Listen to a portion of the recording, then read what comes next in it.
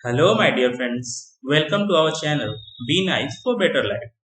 आज के इस वीडियो में आप सब 1000 साइंस सीरीज का पार्ट 6 देखेंगे। लास्ट के वीडियो में हमने पार्ट 5 देखा था। अगर आपने नहीं देखा है तो डिस्क्रिप्शन में जा करके 5 भी पार्ट 5 को देख लेंगे। हमने इसमें साइंस के टॉप ऐसे क्वेश्चंस को शामिल किया है जो बार बार किसी न किसी एग्जाम में आते रहे हैं और आगामी आने वाले एग्जाम्स के लिए भी महत्वपूर्ण है। तो आशा करते हैं आप वीडियो को अंत तक देखेंगे और अपने सुझाव हमें कमेंट बॉक्स में देंगे। एक बात और कहनी थी, अगर आपने चैनल को अभी तक सब्सक्राइब नहीं किया है तो सब्सक्राइब और लाइक्स कर हमें भी मोटिवेट करेंगे। तो चलिए हम आज के अपने पहले प्रश्न को देखते हैं। हमारा पहला प्रश्न कहता है, डेसिबल किसे नापने के लिए प्रयोग में लाया जाता है? डेसिबल किसे नापने के लिए प्रयोग में लाया जाता है? उत्तर होगा ध्वनि को। उत्तर होगा ध्वनि को नापने के लिए डेसिबल का प्रयोग किया जाता है। अगला प्रश्न है, विद्युत चुंबकीय तरंगे होती हैं। प्रश्न है, विद्युत चुंबकीय तरंगे होती हैं। उत्तर होगा रेडियो तरंगे। उत्तर होगा रेडियो तरंगे। हमारा अगला प्रश्न है, स्वतंत्रता पूर्वक गिरती हुई वस्तु की कुल ऊर्जा। स्वतंत्रता पूर्वक गिरती हुई वस्तु की कुल ऊर्जा उत्तर होगा नियत रहती है। उत्तर होगा नियत रहती है। अगला प्रश्न है, परमाणु विद्युत होते हैं। परमाणु विद्युत होते हैं। उत्तर होगा उदासीन रूप से।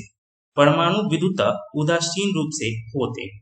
अगला प्रश्न है, इलेक्ट्रॉन की खोज की थी। हमारा प्रश्न है, इलेक्ट्रॉन की खोज किसने की थी? उत्तर होगा थॉमसन ने। उत्तर होगा थॉमसन ने। अगला प्रश्न है, जीव द्रव्य के पृथक्करण एवं संयोजन से संबंधित वनस्पति विज्ञान की शाखा क्या कहलाती है? जीव द्रव्य के पृथक्करण एवं संयोजन से संबंधित वनस्पति विज्ञान क्या कहलाती है? उत्तर होगा टिश्यू कल्चर। उत्तर होगा टिश्यू कल्चर। अगला प्रश्न है, परमाणु घड़ी किस प्रभाव के अंतर्गत कार्य करती है? परमाणु घड़ी जो है किस प्रभाव के अंतर्गत कार्य करती है? उत्तर होगा पीजो इलेक्ट्रिक प्रभाव। पीजो इलेक्ट्रिक प्रभाव के अंतर्गत परमाणु घड़ी कार्य करती है। अगला प्रश्न है, क्वार्ट्ज घड़ियां किस सिद्धांत के अनुसार कार्य करती हैं? क्वार्ट्ज घड़ियां किस सिद्धांत के अनुसार काम करती हैं? तो ऐसी घड़ियां दाब विद्युत प्रभाव के सिद्धांत पर कार्य करती हैं। उत्तर होगा दाब विद्युत प्रभाव। अगला प्रश्न है, न्यूटन की गति का प्रथम नियम क्या कहता है? न्यूटन की गति का प्रथम नियम जड़त्व का नियम होता है। जड़त्व के नियम को दर्शाता है। उत्तर होगा जड़त्व का नियम। अगला प्रश्न है, गाड़ी खींचता हुआ घोड़ा किस बल के कारण आगे बढ़ता है? गाड़ी खींचता हुआ घोड़ा किस बल के कारण आगे की ओर बढ़ता है? उत्तर होगा पृथ्वी द्वारा घोड़े के पैर पर आरोपित बल से। उत्तर होगा पृथ्वी द्वारा घोड़े के पैर पर आरोपित बल से। अगला प्रश्न है, प्रोटॉन की खोज किसने की थी? प्रोटॉन की खोज किसने की थी? उत्तर होगा रदरफोर्ड। उत्तर होगा रदरफोर्ड। अगला प्रश्न है, सबसे अधिक भेदन क्षमता किन किरणों की होती है? सबसे अधिक इंटेंसिटी भेदन क्षमता किन किरणों की होती है? उत्तर होगा गामा किरणों। उत्तर होगा गामा किरणों। अगला प्रश्न है, परमाणु क्रमांक कहते हैं, यानी कि परमाणु क्रमांक किसे कहते हैं? उत्तर होगा नाभिक में उपस्थित प्रोटॉनों की संख्या को परमाणु क्रमांक कहते हैं। एटॉमिक नंबर नाभिक में उपस्थित प्रोटॉनों की संख्या को कहते हैं। अगला प्रश्न है, धूप के चश्मे के लिए किस कांच का प्रयोग किया जाता है? धूप के चश्मे के लिए किस कांच का प्रयोग किया जाता है? उत्तर होगा क्रूक्स। जो कांच धूप के चश्मे में हम लोग प्रयोग करते हैं वो कांच क्रूक्स के बने होते हैं। अगला प्रश्न है, पोलियो का वायरस शरीर में प्रवेश करता है किस माध्यम से? शरीर में पोलियो का वायरस किस माध्यम से प्रवेश करता है? उत्तर होगा दूषित भोजन और जल के माध्यम से। दूषित भोजन और जल के माध्यम से। अगला प्रश्न है, मस्तिष्क की बीमारी को पहचाना जाता है, ऐसा कौन सा जांच है जिससे मस्तिष्क की बीमारी को पहचाना जाता है? उत्तर होगा ईईजी। उत्तर होगा ईईजी। अगला प्रश्न है, निद्रा रोग नामक बीमारी होती है। निद्रा रोग नामक बीमारी होती है। उत्तर होगा ट्रिपैनोसोमा। ट्रिपैनोसोमा नाम के एक कोषीय जीव से। ट्रिपैनोसोमा नाम के एक कोषीय जीव से निद्रा रोग नामक बीमारी होती है। अगला प्रश्न है, विश्व का पहला हृदय प्रत्यारोपण किसने किया था? हार्ट ट्रांसप्लांट फर्स्ट किसने किया था? तो ये थे doctor Christiaan Barnard. Doctor Christiaan Barnard ने विश्व का पहला हृदय प्रत्यारोपण किया था। अगला प्रश्न है, शहद का प्रमुख घटक है। शहद का प्रमुख घटक क्या होता है? तो उत्तर होगा फ्रक्टोज। शहद का प्रमुख घटक फ्रक्टोज होता है। अगला प्रश्न है, मानव शरीर में विटामिन ए संचित रहता है। मानव शरीर में विटामिन ए संचित रहता है, स्टोर रहता है। उत्तर होगा यकृत में। उत्तर होगा यकृत में। अगला प्रश्न है, विटामिन सी का सबसे उत्तम स्रोत क्या है? विटामिन सी का सबसे उत्तम स्रोत आंवला होता है। उत्तर होगा आंवला। अगला प्रश्न है, हृदय की धड़कन नियंत्रित करने के लिए कौन सा खनिज आवश्यक है? हृदय की धड़कन नियंत्रित करने के लिए कौन सा खनिज आवश्यक है? उत्तर होगा पोटेशियम। पोटेशियम जो है हृदय की धड़कन नियंत्रित करने के लिए आवश्यक खनिज में से एक। अगला प्रश्न है, पालक के पत्तों में किसकी मात्रा सबसे अधिक होती है? पालक के पत्ते होते हैं उसमें सबसे अधिक मात्रा आयरन की यानी कि लोहा की होती है। पालक के पत्तों में सबसे अधिक मात्रा में लोहा पाया जाता है। अगला प्रश्न है, श्वेत रक्त कणिकाओं का कार्य क्या है? श्वेत यानी कि सफेद रक्त कणिकाओं का कार्य क्या है? उत्तर होगा रोग प्रतिरोध क्षमता धारण करना। रोग प्रतिरोध क्षमता धारण करना। अगला प्रश्न है, किस रुधिर वर्ग का व्यक्ति सर्वदाता होता है? यूनिवर्सल डोनर के बारे में पूछ रहा है कि किस रुधिर वर्ग के व्यक्ति यूनिवर्सल डोनर होता है, किस ब्लड ग्रुप का? उत्तर होगा ओ। उत्तर होगा ओ ब्लड ग्रुप। अगला प्रश्न है, किसमें लोहे का अंश सबसे अधिक पाया जाता है?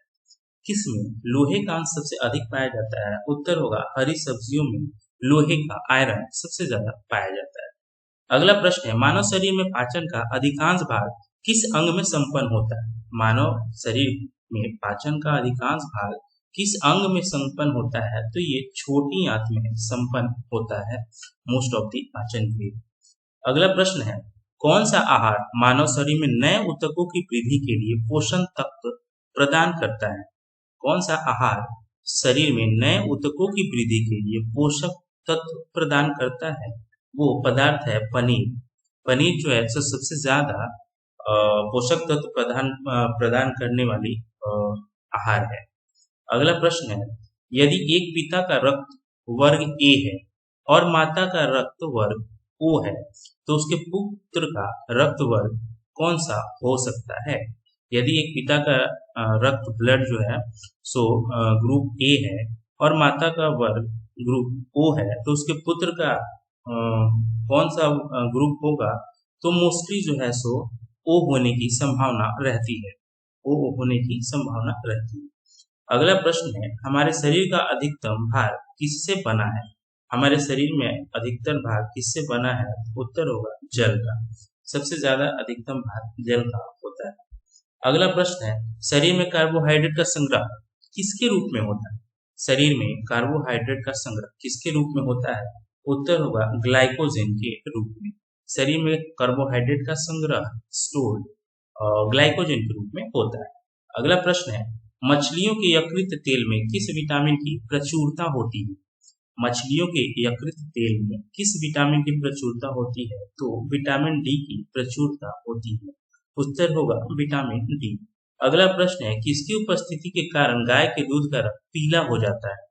किसकी उपस्थिति के कारण गाय के दूध का रंग पीला हो जाता है? उत्तर होगा कैरोटीन के कारण। उत्तर होगा कैरोटीन। अगला प्रश्न है, ब्रह्मांड में कौन सा तत्व सबसे अधिक मात्रा में पाया जाता है? ब्रह्मांड में कौन सा तत्व सबसे अधिक मात्रा में पाया जाता है? वो है हाइड्रोजन। हाइड्रोजन जो है ब्रह्मांड में सबसे अधिक मात्रा में पाया जाता है।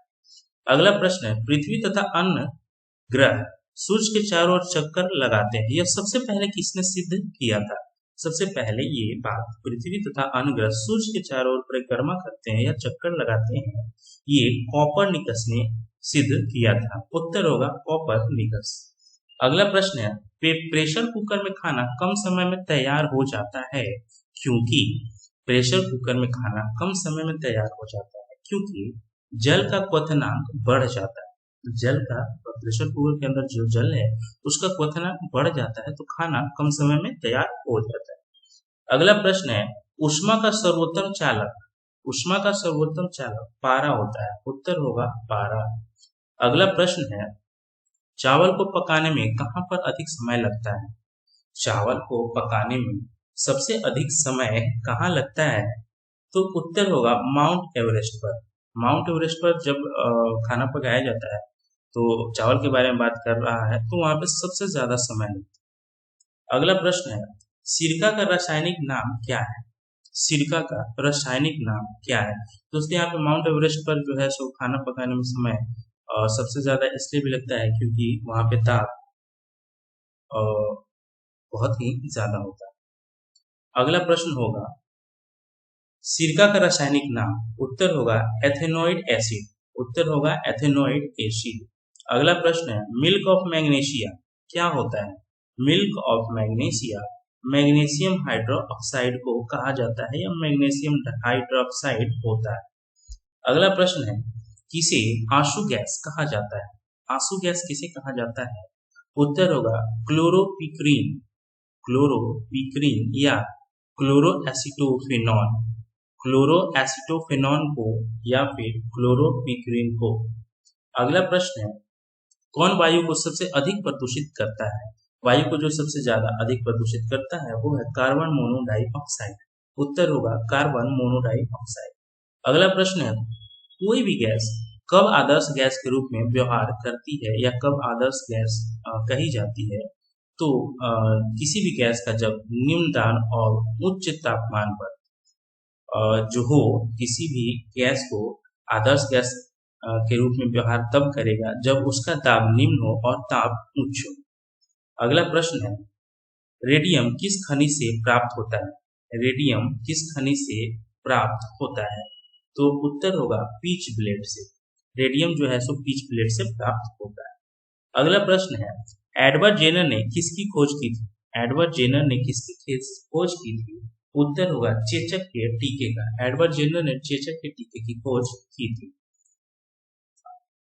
अगला प्रश्न है, एड्स होने का क्या कारण है? एड्स होने का क्या कारण है? तो T4 लिम्फोसाइट्स की कमी। T4 लिम्फोसाइट्स की कमी एड्स होने का एक प्रमुख कारण माना जाता है। अगला प्रश्न है, एड्स वायरस क्या होता है? एड्स वायरस क्या होता है? तो यह एक सूची आरएनए होता है। यह एक सूची आरएनए होता है।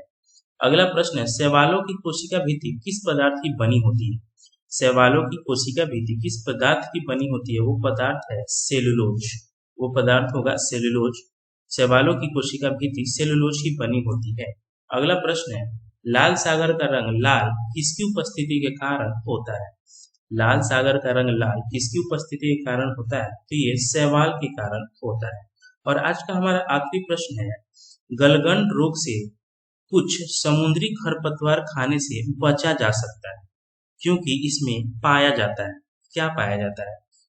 जो बीमारी है गलगंड रोग से कुछ समुद्री खरपतवार खाने से बचा जा सकता है क्योंकि उसमें आयोडीन की मात्रा होती है, प्रचुर मात्रा होती है। तो इससे गलगंड रोग से खा करके बचा जा सकता है। तो दोस्तों आज का हमारा वीडियो यहीं पे समाप्त होता है।